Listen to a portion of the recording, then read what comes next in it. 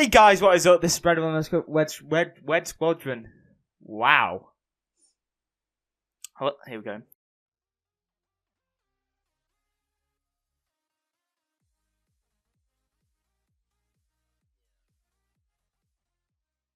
Hey guys, what's up? This is Red Squadron, and we are back today with more World of Tanks. I'm going to be looking at the Spray Panzer RU-251 and give a review of what it's like. I'll be showing you two videos after the end of this. One where I play more of a supporting role, and one where I get, I think it's my highest damage I've got in the RU-251. Probably, which isn't too much. It's not like 5,000. But, yeah. First I'll be going over the Tankini game, then I'll also go into tanks.gg where I'll be comparing it with the other tanks. And yeah. Anyway, we'll be started with the gun. You only have a choice of one gun. And the good thing about it, you don't actually have to unlock it. So you just start with the best gun available in this tank. And it's a 90mm with a 9.68 rate of fire, which is insanely nice. Its penetration is 190, which I believe is one of the best at the tier 8 light tanks. Accuracy is not the best at 0.36. At least I don't think it is anyway. And aiming time is 2.1, which is okay actually. You don't really feel the aim time too much. On the turret, it has 20mm armor all around, so very susceptible to HE. Oh, actually, one quick note on the gun. Its HE is actually outstanding with 102mm of penetration. And that's actually, funny fact, that's actually better than the ISU 152's HE pen with the BL10 and the 152 howitzer, so that's quite funny. Anyway, that HE is really useful. I really should carry more than 2 rounds like I usually do. Anyway, the best engine is 630 brake horsepower. Now, considering the Tankini weighs 25 tons, it gives it an insanely high top speed of 80 and a specific power ratio of 24.3 horsepower per ton, which is insane if you compare that to, let's say, the 132, which has a 21.31 specific horsepower. Then you can see like how fast this thing accelerates as well. And we've got on the tracks, which give a traverse speed of 44 degrees a second and a load limit of 28 tons, and the average loadout weight you're going to have is about 26 tons with like all the equipment and stuff. And then I have a medium caliber gun rammer, coated optics, and vertical stabilizer. You can have binocular telescope if you want, but I just use the coated optics because I don't have a stop, and the view range can go way over the maximum. And I have the medium tank caliber gun rammer because this thing already has an insane DPM, and it just makes it even better if you actually have the like even more, because why not more damage?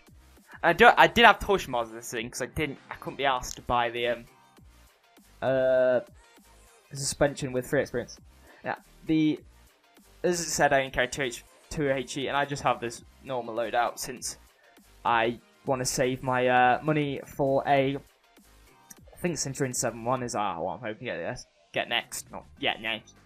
Anyway, we're going on to tanks.gg, but first quickly I'm going to calculate my DPM in this tank, just show you how, like, the limits of what you can get with like a basic crew.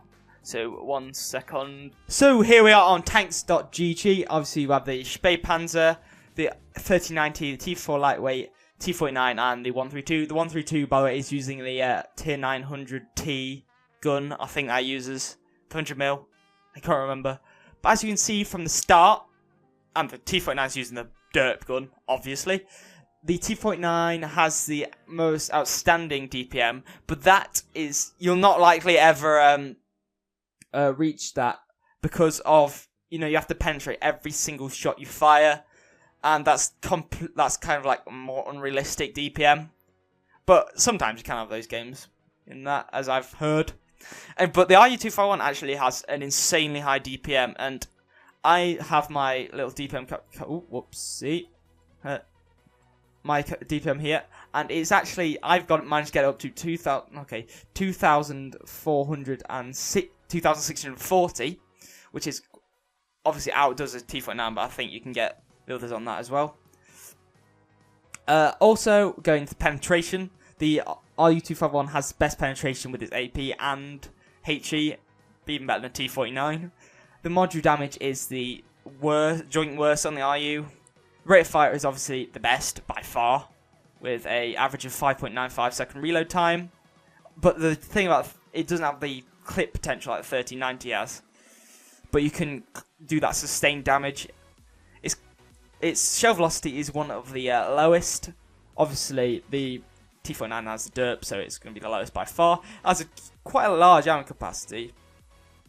So you can do about 8,000 damage, around like 8,000 to 10,000 damage in a game if you like need to kill the entire team. The aim time is one of the best across the tier. Accuracy is also the best. I didn't realise that. I guess, actually, yeah, probably would be, because the dispersions while moving and tank traverse are also some of the best.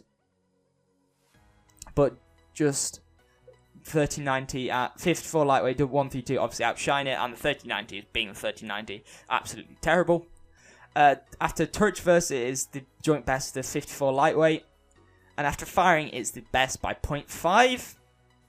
The elevation is 18 degrees, which is okay, and the depression is 10 degrees, which is insanely nice. You can fully traversable turret, like on the rest of them. Now, this has the best top speed with 80, which is beautiful. Reverse speed is also really nice with 24.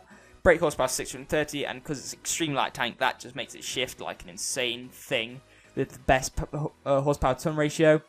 Terrain resistances are the worst on all three, just the T-49 having the worst, and its turret traverse and tank traverse are also the worst. It has the worst armor, but you don't really need armor on a light tank unless you're the T-54 lightweight, which is just, you know, insane. Has the second best hit points, just behind the T-4 lightweight. View range 400, with the T-54 lightweight being slightly behind that. Radio range is 745, which is okay. Cost of the tank is the highest, actually, and the shell cost is the second highest. 750 the T-49. Low capacity is okay, and then that's just kind of useless stuff. Anyway, now on to the two videos. I obviously have the support video and the more aggressive video to show you.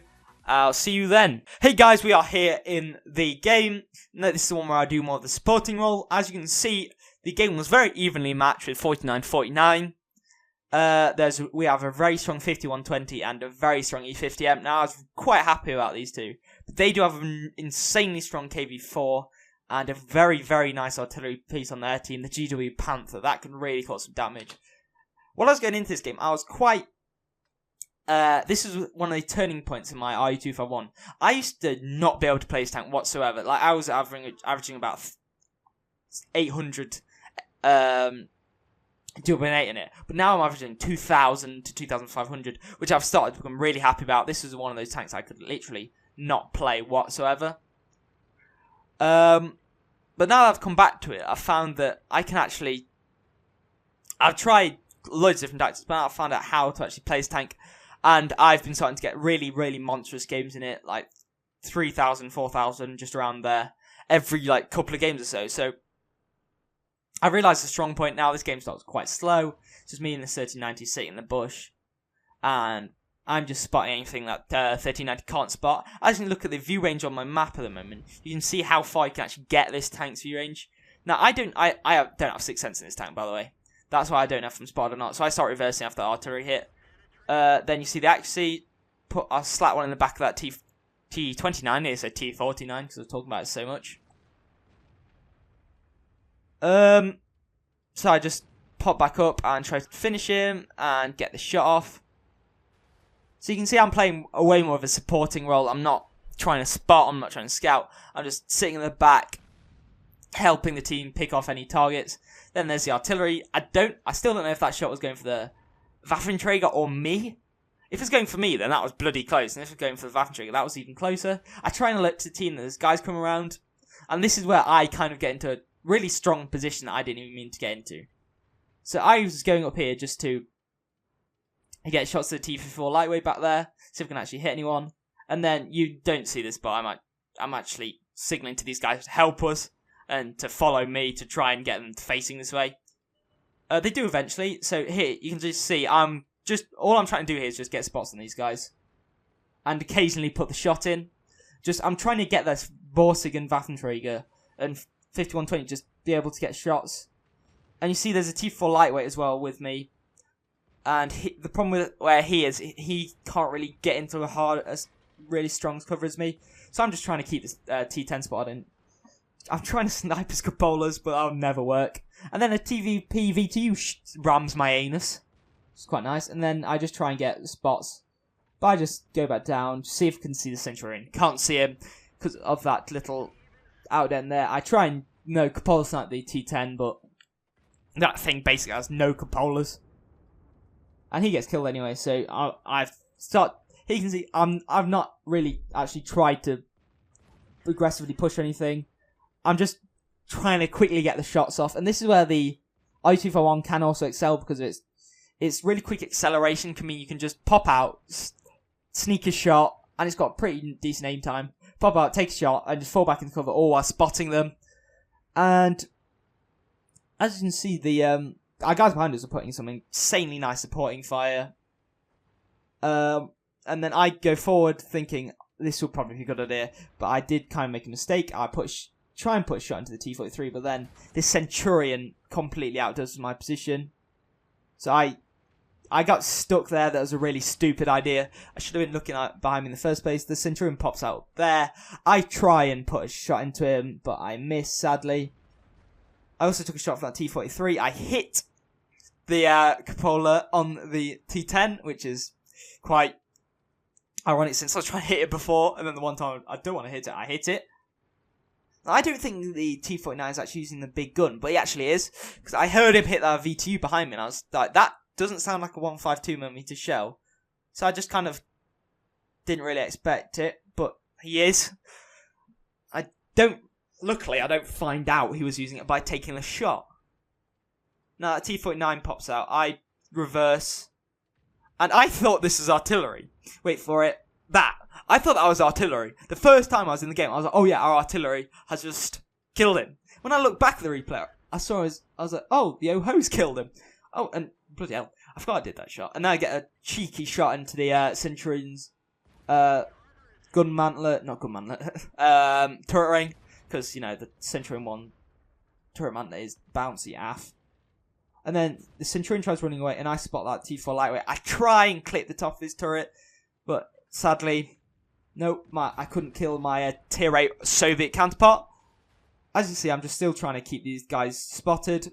And then I push even further up to keep this T-43 spotted by proxy. I try and pop him and get the ISU-152, but he gets killed by the E-50. So I just go for it. Take out T-43. Centurion is there as well. I plant a shot into his side, since it's a terrible side on the Centurion. I go forward here, and this is where this shot was really annoying. I fire, takes it completely out of the shot and hits his track. But luckily, the insane DPM on the RU-251 allows me to secure the kill, and now we'll just speed up, because all I do is I just go flying around the map and kill a GW Panther that you couldn't see for some reason. Anyway, we'll go on to the next round, not map, where you will see the RU-251 put into a more aggressive role. So here we are in the second game. We are in the RU-251 in the more aggressive role than last time. We'll be carrying on. And for some reason, I don't have the stats on. Last time they... I'm sorry for the... Oh, sorry. Just kicked the mic. Well, not the mic. The table the mic rests on. There we go. That's more like it. Anyway, this is a 54% chance to win. I was scared of that 113. I was actually very scared of him. Because he is a strong, strong player. He has almost double my WN8. And No, he does have double my WN8. No, he doesn't. Yeah, he doesn't. my maths isn't very strong today. Now, I was actually quite happy with my team. We have a 54% chance to win. Most of their team aren't the strongest of players. Now, we are on steps. I'm going down this western end of the map. Because I thought the 113 wouldn't actually end up here. But it turns out he was. So, that's a bit of a spoiler. But we literally spoiled him like 4 seconds.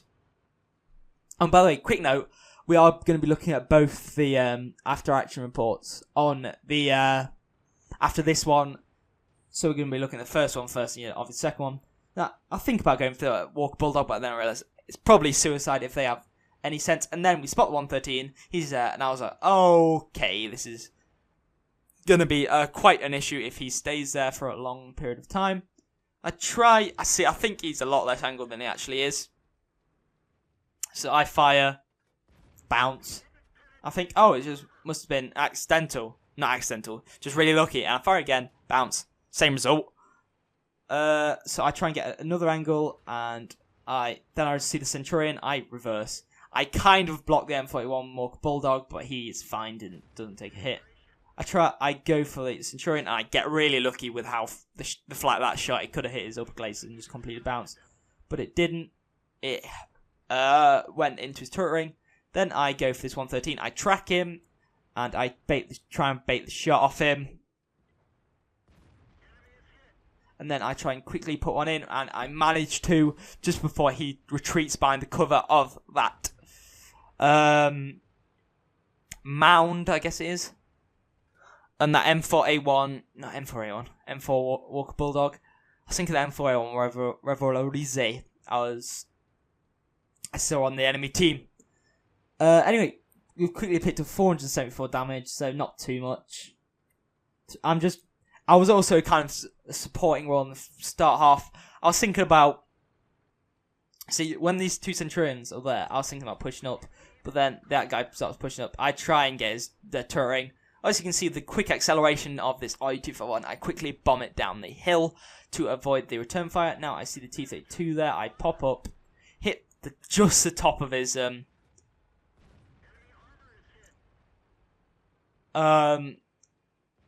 hull. That's it. That took me way too long to find the word. I put another shot in and hit his turret ring, which allows me to penetrate through the front of that. At least I think it is turret ring. I don't know. But obviously, since the accuracy hasn't really screwed me over badly, all the shots have gone near where they were meant to go. And then I think, screw it, I'm going. I have to if I want to get anything in this game. I was thinking this time that I wouldn't be able to get anything in this game. And I thought that I'd have one of my usual crappy games in like 800. But then I quickly... You can see how fast this thing gets behind this guy. I just go around and I track him. As you can see the maneuverability of this tank. I actually outdo his turret reversing. And you see after this shot I swapped HE. So I was thinking not many other people would try and penetrate. But no, and obviously with my HE with its 102 mils of pen, you can penetrate most of the rear of even tier 10 heavies. Like I can penetrate the back of the T57 heavy. I think I'd have to get lucky to penetrate the back of the IS7. E100, no. Mouse, no, because obviously their best parts are their armour. And I think I could easily penetrate the back of a 113 and a T125 quite easily. And here I'm bombing it forward. Going 60, that's a normal speed for this tank. And then I start going forward, and I'm like, nothing's here. I'll just carry on. And then I spot Centurion. Oh, you can't see him. There he is. And then this M4, I was going to go after this guy anyway, but the M4 Walker Bulldog stops, and then the M4A1 actually fires underneath me, and I jam his turret drive, and then you can see the DPM of this thing shining through. I get 3 shots before he can even turn his turret towards me, and then I just go, screw it, I have enough health left. I pop back, quickly go back forward, he fires his shot just behind the rear of my tank, and then I have him for myself. And then you can see, look how quickly I just picked up the 1,210 damage of that guy. And then this happens. The Centurion comes forward. You can't see him. That's weird. Where is he? There he is. I track him. Let me just quickly pop back for a second here. Hopefully he appears this time. Come on, game. Apparently, I'm in a T-32 now. Okay, this is where I'm just killing the M4A1 Revolorize. Okay, no, he's not popped up. There we go, that's more like it. I track him quickly, put another shot in the back of his tank. Remember, I have 1,600 damage at this time. Just about, because I had to revert my thing back. Just show him. And then the other Centurion one comes out and shoots me. I bounce, obviously, but rate of fire, come around the corner. He always get kills anyway. I would have reloaded twice as fast as him. And then I go flying after this guy. He's doing it, and I load heat for the first time in this entire game for this E100 to make sure I secure the kill so he can't put 750 damage in me and, you know, one-shot me. And I just blast at the back of his turret. And then I just go after the Jagdpanzer E100. I reload AP since there's no use of having the heat. I put one shot in the back of his turret. Not the back of his turret, back of his superstructure. And then I completely fluff that shot. I just block him from retreating. And then I put a second shot in the back of his superstructure. Obviously, it's a T-7 heavy, but I managed to... No, I don't actually manage to get the kill in the end. He dies, and that, I think, overall accounts to 3,472 damage. I secured that game. Anyway, we'll be going on to the after-action reports on both of these battles. I'll be starting with the one where I supported rather than actually was aggressive. Alright, see you then. So here we are on the after battle results screen. We have the first game where I was more support, whereas RU251 support, I've titled it. We're on quickbaby.com because I have no other idea how to get the endgame results apart from screenshotting them, which I didn't because I completely forgot to. Anyway, as you can see, I got my first mark of excellence in this game, which is really nice. I will go on the team score. I got a high stun experience with only 1,997 damage done, half what the 5120 did. But obviously, if you go into the more detailed results, you can see I did 2,178 spotting damage because of me my time being scared around the corner. I obviously fired 18 shots and hit 12 and penetrated 10. Did obviously 2,000 damage with 2,200 supporting numbers as well. And I travelled 1.64 kilometres, I guess. And that shot on the T-49 that the good old Oni fired gave me 420 because I believe the TVP V2 behind me was still spotting me. And I got 4,475 WN8 for that. And on to the next one. I did... These were both ace tankers, by the way.